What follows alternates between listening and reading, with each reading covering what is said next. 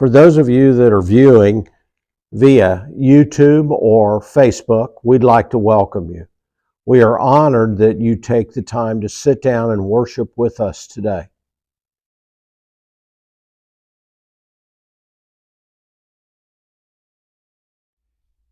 Hello. No, there's nothing wrong with the camera. I'm sitting in the dark. You ever give much thought to light and what it does to darkness? Now, the question is, do you give much thought to what Jesus does in your life as you live out each and every day?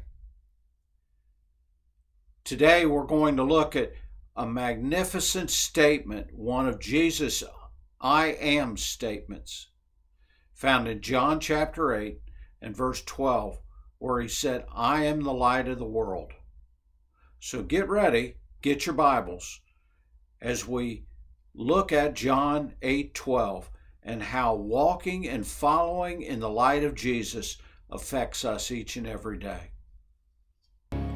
Amen. The battle does belong to God. When we fight that battle ourselves, we'll lose. Real simple. Get your Bibles, turn to John chapter 8, verse 12, and let's pray once again before we get into the message. Father, we come before you, I come before you, asking that you be the one to teach us today. Lord, I ask that the words that come from my mouth be your words. That what proceeds from my tongue are only words that you once said.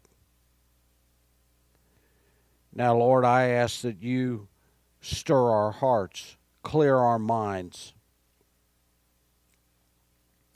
that you teach us what you want us to know for today. For it's in your name that we pray. Amen. How many of you enjoy having the kids up here besides Dr. Jim? Now, I'm going to talk to you today as this is the last Sunday of the year. And of course, when I came here, I told the search committee I'm really not much on preaching. I'd rather be teaching. But I have to say that God is truly blessing us with bringing more kids in. When it really boils down to it, He is blessing us with bringing more kids in. I was sitting here thinking about it as Avery was exploring the stage. And it's great that he is. I was a little nervous as he started giving a workout aerobics to the lights. But it's okay. Because the bottom line is this. I was sitting there thinking, what an opportunity that God is trusting us with these kids. There is nothing up here on this platform that is of greater importance than these kids' souls and these kids' lives. And as adults, our job is to reflect that acceptance of God to them. And I don't know about you all, but I am thrilled that we're able to do this. I am thrilled that practice preceded me here of teaching the kids, because that's not done. There's a lot of churches that are eliminating that. And I'm excited that it is here. As we talk today, and hopefully it's okay with you that I just talked to you this morning, we want to look at John 8:12. And Jesus gives one of his famous I am statements. These I am statements are preached over and over and over again. But I don't know that anyone ever tires of them. And Jesus said, I am the light of the world. Whoever follows me will never walk in darkness, but will have the light of life. And Jesus, as the light of the world, is claiming to be God here, which you and I know from Scripture that he is. He is the Son of God. John 1 started out by saying what? In the beginning was the Word. And the Word was God, and the Word was with God, and the Word was God. 1 John 1:5 talks about the fact of Jesus and God being one. The darkness that Jesus talks about death, ignorance, sin. You can look through scriptures and find all these things. The light speaks of life, of knowledge, of holiness. And the reality of it is, light reveals darkness. Light exposes sin. And in this passage, we want to look at these words of Jesus and how they have an effect on us today, how they have an effect on how we are able or should be living, I should say, and how we can live each and every day in a world that is full of chaos, in a world of confusion, in a world of contradictions, in a world that is full of uncertainty. And in the words that Jesus gives us, we not only have hope, but we have direction as to how we should be living. And this is what we want to focus on, and this is what we want to talk about. And as we begin to look at this, we need to address two things. We need to address a word and a phrase.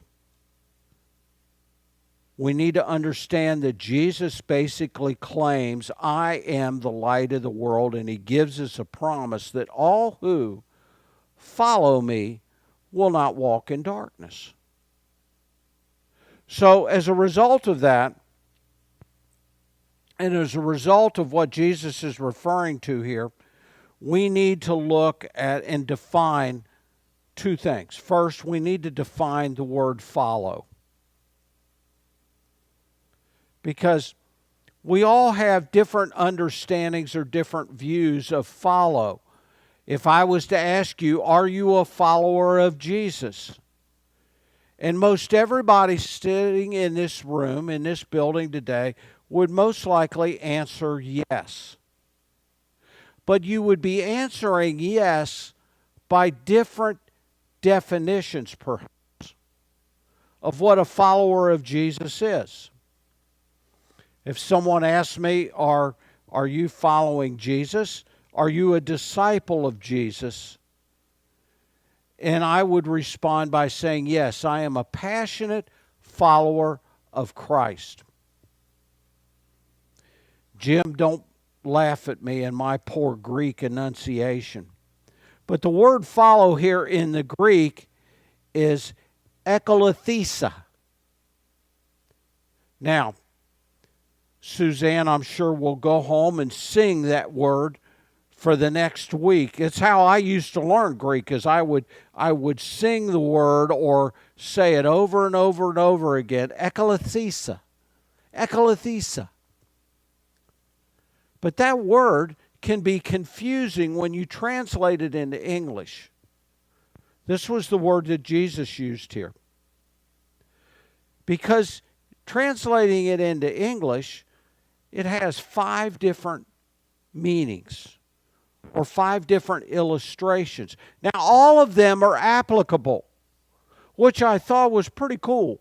They were all applicable, but what I want you to think about here as we look at this is, are you practicing each of these? The first of these is a soldier that is following his or her captain's orders. So I guess we would need to begin, if you are a follower of Jesus, are you following the commands and direction of Jesus as captain of your life? You know, we all say that Jesus is our Savior and Lord, so perhaps I could ask it this way. Are you living daily life as Jesus being Lord of every step of your life, every moment of your life? The second one is as a slave following his or her master. So the question again must be asked, am I living my life being a servant of Jesus Christ and Jesus being master? Or again, Lord. The third one is that of accepting the wise counselor's opinion or direction. Now, for many of us, and perhaps I would say all of us at one time or another, that's a hard thing. Do we follow the example of Jesus Christ and allow that to be direction in your life? Are we following that? Psalm 119, verse 11 says, Thy word have I hid in my heart that I might not sin against you. The way that we follow the directions of God, the directions of Jesus Christ and His example, is by following the Word, by applying these 66 books written by 47 men over a 1,400-year period of time that agrees from cover to cover. This is how we follow it. The fourth illustration or definition is giving obedience to the laws of a city or a state, or being obedient in the case of a true follower of Christ, one being obedient to the laws and precepts of God. Again, following what is in these 66 books. Without substitution, without compromise. So if we are a follower of Jesus, are we doing this? The fifth and the final one is to follow the teacher's arguments or one's speech. Throughout the New Testament and throughout the Gospels, as Jesus had his ministry before he died on the cross, he spoke many times in parables or in that style of teaching, giving examples and illustrations. The question is, are we following those and taking that as an example of how we apply it to our everyday life? And as we enter 2024, are we putting those things into practice? So those 5 illustrations as a follower, are we acting as a soldier under the command of someone? Are we as a slave following the orders and instructions of the master? Are we accepting the counsel and direction of what's in God's Word? Are we giving obedience to those laws and precepts laid down within God's Word? Make no mistake about it. When God gives us direction and command, it is not up for debate. It's not up for opinion. I was talking to Micah, who's not in here right now, but He's with all of our youngins. I was talking to him, and we were talking about laws, and he made a comment about how civil laws are constantly changing, and they are. But see, the thing about it is God's word never changes. Micah 2 talks about the fact, and God says, I do not change. Therefore, God's word is unchanging. These 66 books that God has given us for instruction in daily life, according to 2 Timothy 3:16, all Scripture is given by inspiration of God, and what? Profitable for doctrine, instruction, reproof, for correction in righteousness. They are not changing. I don't care what some of these other preachers say about they need to be revised or rewritten, or we need to ignore the Old Testament and just focus on the New Testament. It is in entirety, does not change. So the question is, are you committed to following that? Are you accepting that instruction? Are you giving obedience to that law of God?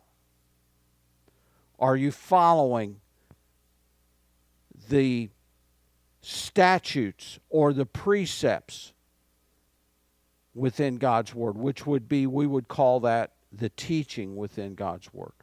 Are we following that and applying that each and every day? That's how we should be defining being a follower of Jesus Christ. Far too often today, a follower of Jesus Christ is defined by very generic, very bland references. That needs to change. If we are to overcome what we will face in 2024, if we are to walk through it in victory, if we are to walk through it in confidence, as Perry was teaching this morning, if we are to walk through it in faith, having confidence in what God says, this is how we experience it. These 5 points.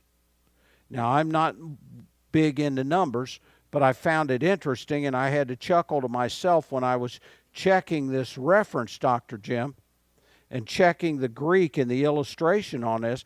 I found it interesting that there were 5. Well, 5 in the Bible is the number of grace. So I found that very interesting. But I said that there were 2 things that we needed to look at.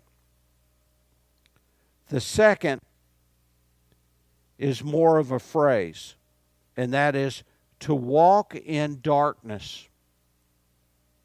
Now, Jesus made it a point. In fact, if you look at verse 12 again, it says, then Jesus spoke to them again. He was interrupted. If you remember in the backstory of this passage, he was interrupted in his teaching because they brought a woman who was caught in adultery. And they brought her to Jesus. And they were trying to catch Jesus in making an error of judgment. And if you remember the full story and the full account, he was writing in the dirt, and he said, if there's any of you without sin. And A.W. Pink in his commentary makes it very clear that he really believes that Jesus was writing in the dirt at this point to make a point to these men that brought this woman, because every one of them had sin in their lives. And they were basically trying to catch Jesus in error. But after all of that process, and after he told this woman to go and sin no more, that he began to teach again. And this is why John recorded and said that as he began to speak again. And Jesus said What did he say here? He said, I am the light of the world. He who follows me shall not walk in darkness. So Jesus makes it very clear that the only way that we are to be able to walk or to live a life that is not full of sin, to be victorious over the darkness in this world, to where we're not going to experience this world overcoming us, getting us overwhelmed. Dr. Jim, in teaching the children, used a great word, and I don't know if you all heard it at the end. Did you hear what the word was that we as adults don't like?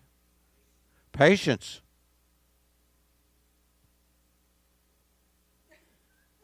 We don't like that word.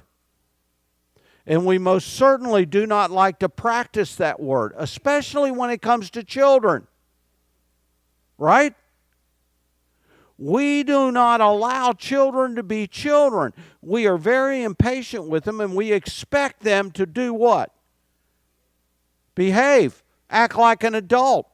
Well, the problem is we as adults don't necessarily act like adults all the time, especially when we become impatient. Are you following me on this? Every step of the way. But see, here's the thing. If we want to overcome the pressures in this world, we've got to walk in the light and not in the darkness. And this is what Jesus is emphasizing here. That when we are walking in the darkness, we've got to make a decision in our life. Walking in darkness basically is living daily life without a proven map to give us direction as to how to respond, where to turn for the pressures that are put on us. That when we're walking in darkness, we are only relying on ourselves to be able to cope with everyday life. Now, I can't speak for you all, but for me, that's a scary thought to rely on myself. Because I have a great track record of, thanks, Robin. I have a great track record for messing up, getting impatient. I was sharing with Luke and Tatum, our middle son, when he was little, had colic. And let me tell you what, you know and understand your patience being tested at 2 a.m. with a baby that has colic. And you're trying to swaddle that baby. Listen to this now, Luke, because this is what you got to do, is you bind them up tightly, but they still got to be able to breathe. And this is the walk. It's this bouncing walk that you do with them. You walk them and you bounce them and you swing them back and forth. But you're doing this and you're thinking, why am I not in bed? Why is my wife not up doing this instead of me? So your patience is, you're getting tested on all sides. But see, the reality of it is we have a choice. We can walk in the light, in the truth and promises of God's Word, to overcome our humanity and our selfishness. Because that's what allows impatience to breed in us, is selfishness. That's self-centeredness. That expectation that, well, they ought to handle things the way I handle things. And if they're not handling them that way, then we're going to become impatient. Are you following me on this? This is not a message on impatience, but it just seems like a good illustration to have. So we've got to make a choice. We either live our lives by our own reasoning, or we live our lives by what God's Word says. Now, as we get into this, I've got to look at a great verse that you all are familiar with, 2 Corinthians 5:7, that says, "For we walk by" what? Faith, and not by sight. Now, I'm going to give you all a test, Perry. What's that faith mean? In?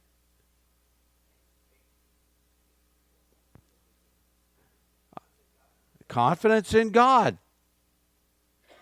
So if we're going to be followers of Jesus Christ, and if we're going to be followers in the light, now please don't go home saying the preacher is starting to talk some kind of cult here when he's talking about children of the light. I realize that in the 60s there was a cult formed that was known as children of the light.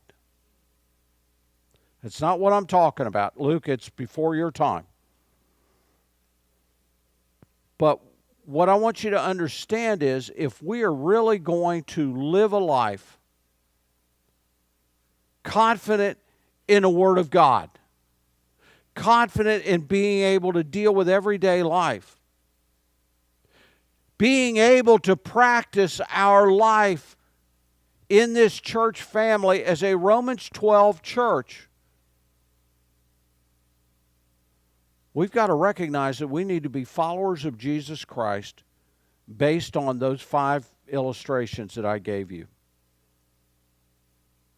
Robin asked me, she says, well, what's leading you to go to John 8:12 from Romans 12? And I commented, I told her, I said, when we get back into Romans 12, which will be next week, and we start in verse 9 through the end of the chapter, that's the real meat and potatoes of how we should be functioning as a Romans 12 church. It's all about how we interact with each other, how we live daily life, how we do daily life. And one of the first things that Paul writes about is to let love be without hypocrisy. My goodness. If you're impatient, you're not loving. Bottom line. Now, here's where we got to understand this. Being impatient doesn't necessarily mean acting impatient.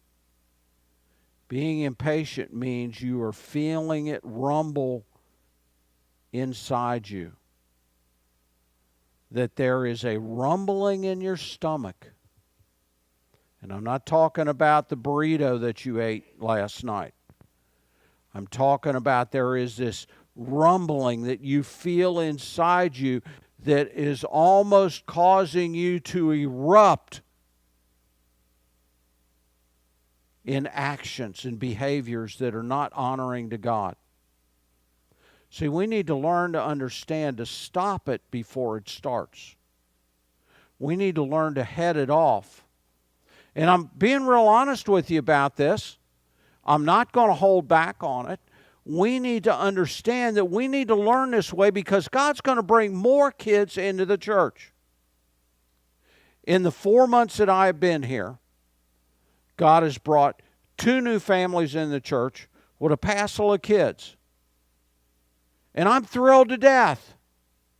They're not all here today because of issues and that. But we've also got our own kids that were already here.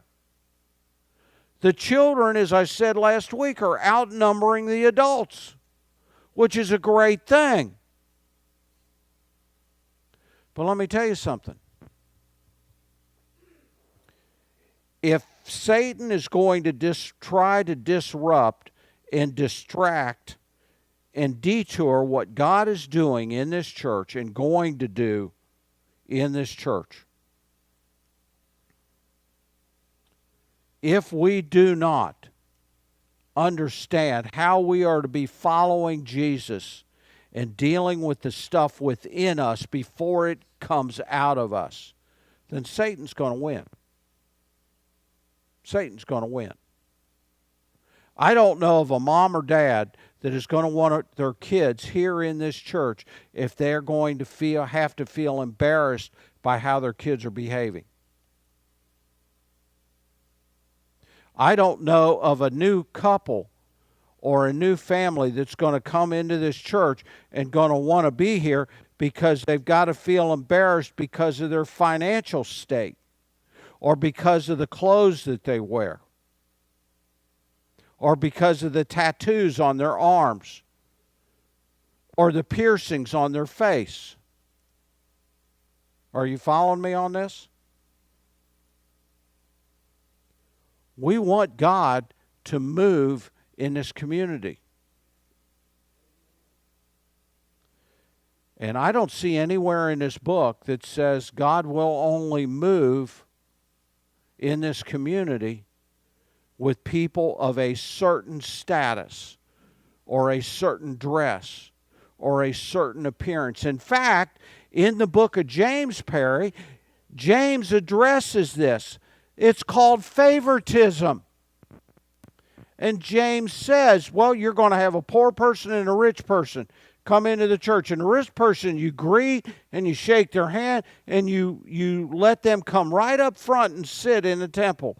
But the poor person, you find them somewhere in the back that they're concealed. And see, as a church family, as we begin to dig into Romans 12 and understanding how we should be interacting with the community and with each other, you say, well, maybe we're doing that now. Yeah, but we also need to be reminded of it all the time because we can forget it. We can overlook it. And we all need to refine it. So as we look at this, here's 3 verses that I want to give you, and we don't have time to go through them all, but I want to give them to you. I want to encourage you to write them down, go home and read them. This is how we should be approaching daily life. Galatians chapter 2, verse 20, Paul said, I have been crucified with Christ.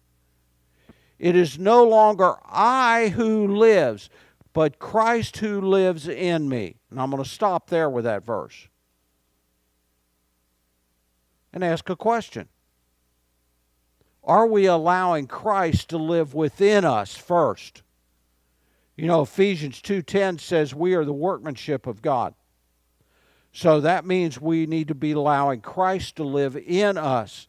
And as He lives in us, He does a work within us to flow out of us. If we're not letting Him do a work within us and to change us, to change our impatience, change our cynicism, change our judgmental attitude, change how we see people, then it's not going to flow out of us. Second verse. Philippians chapter 1 verse 21. For to me to live is Christ, and to die is gain.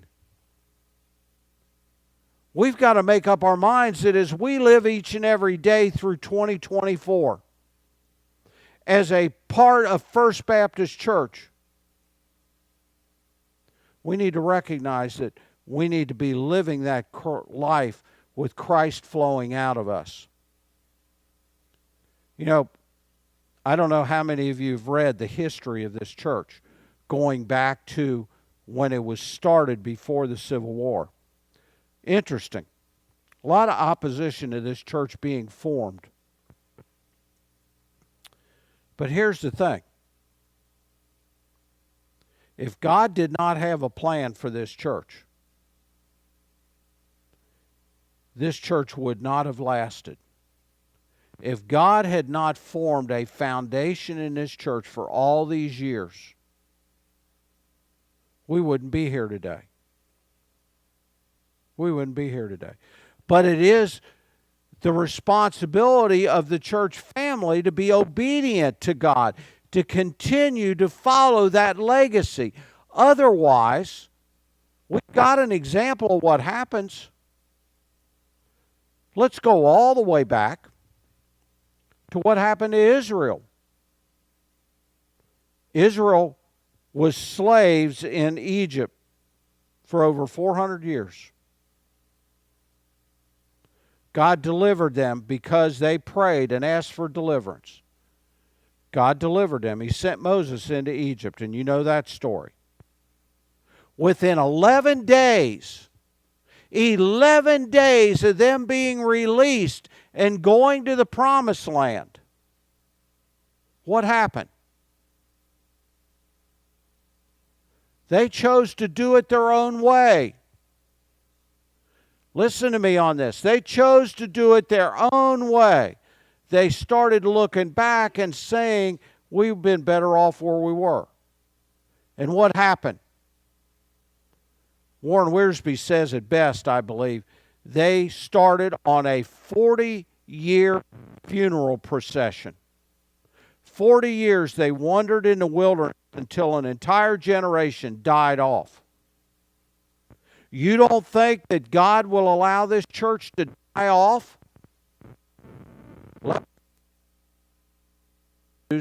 To live in disobedience to God and not truly be followers of Christ, that's exactly what will happen. We'll die off. I said 3 verses. There's a third verse here. And that verse is Proverbs chapter 3, verses 5 through 7. Trust in the Lord with all your heart, and lean not in your own understanding. In all your ways acknowledge him, and he will direct your paths. Do not be wise in your own eyes. And I would underline that first statement in verse 7. Do not be wise in your own eyes.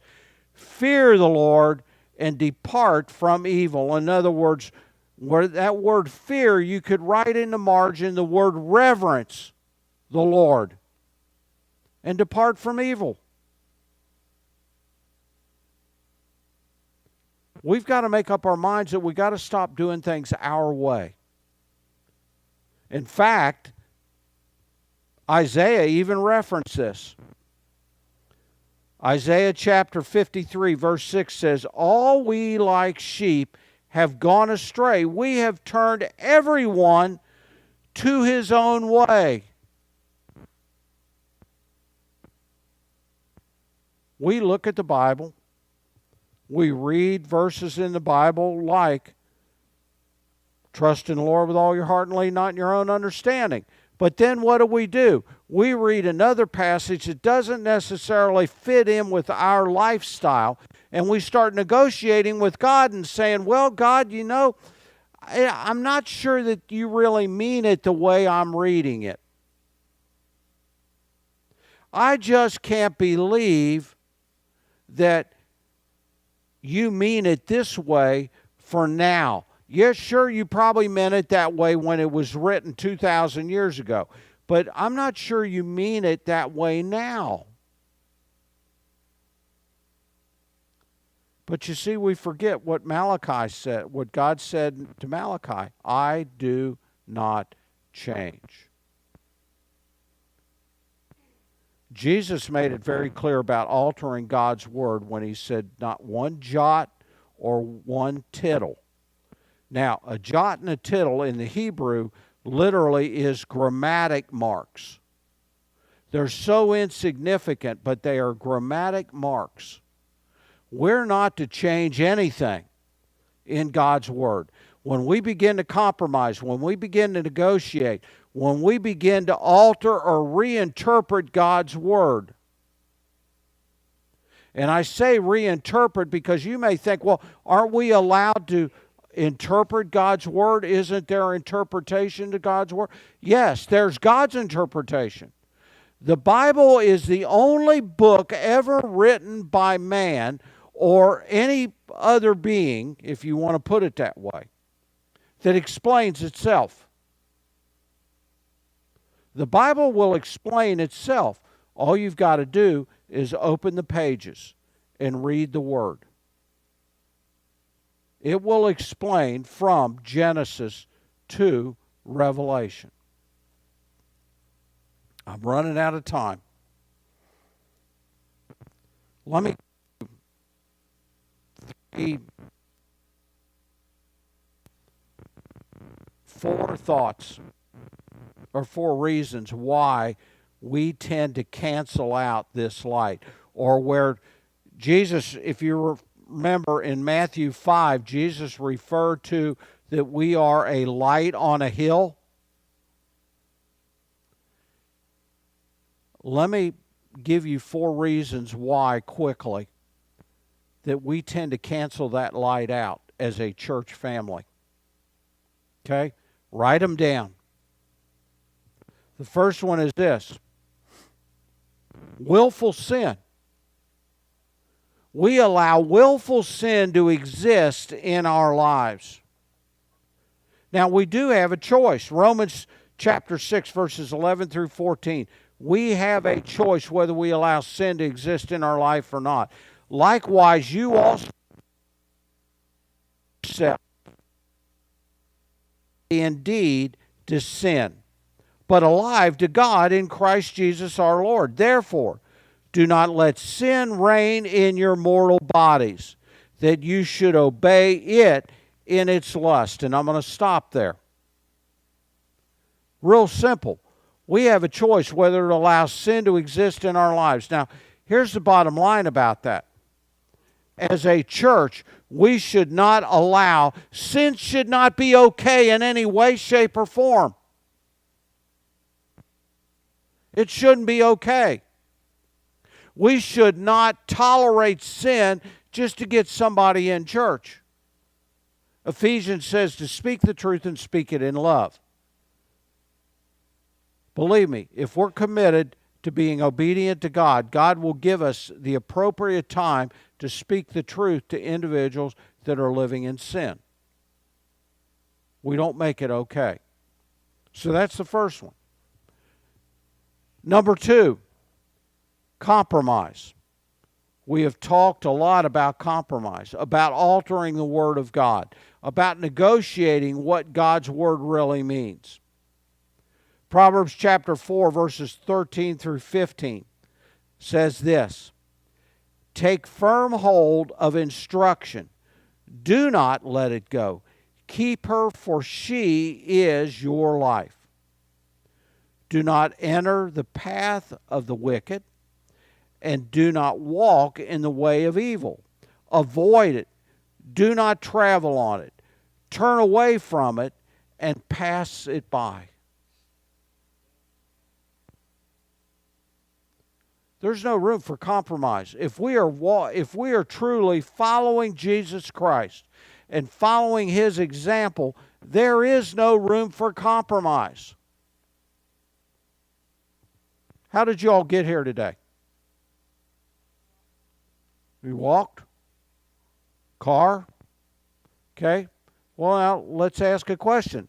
Okay, Suzanne, you walked. I would assume you have relatively good shoes to wear when you're walking, right? I know I do. I because of my issues, I have good shoes to wear. How would you feel about compromising the shoes that you wear and just getting something cheap or something that is, let's put it simple, that doesn't fit properly? How well would you be able to walk if you had shoes that didn't fit properly? And if you got it a try and it didn't fit properly, what would the results be? Pain. Same way with driving a car. We just put new tires on the Honda, which was painful, by the way. But we put good tires on the car. Now, why would I put good tires on the car? Because if I put compromised tires on the car,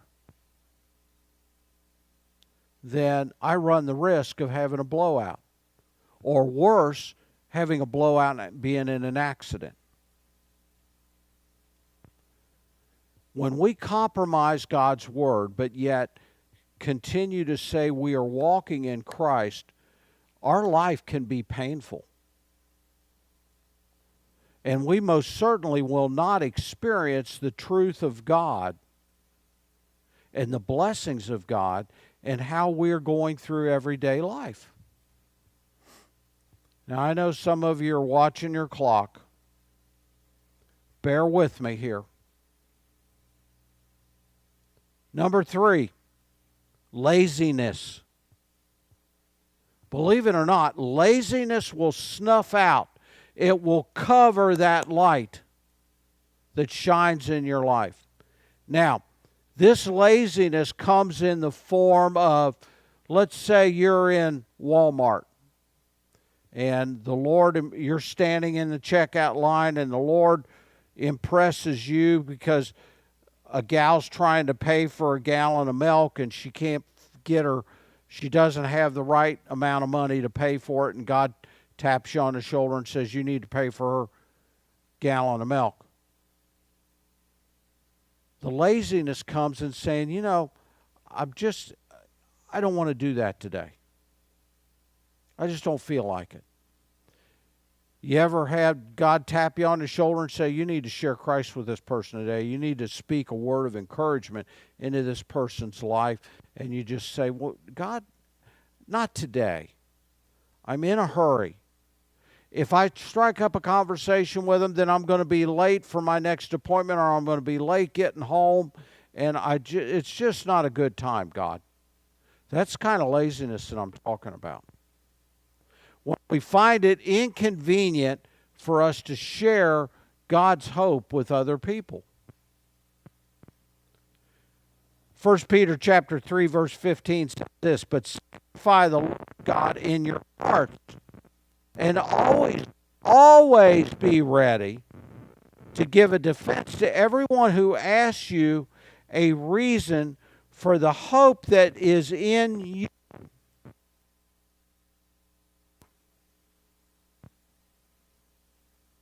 So laziness will clamp that light shut. I'm going to take an extra 5 minutes here because I want to share this with you. Jonathan Edwards, you all know that I like to read the dead guys, and Jonathan Edwards is one of these guys that I enjoy reading. And as a young man, at 17, he started writing down principles for his life that he was going to live by. And there's 3 things that came out of these principles that was identified as far as Jonathan Edwards' character.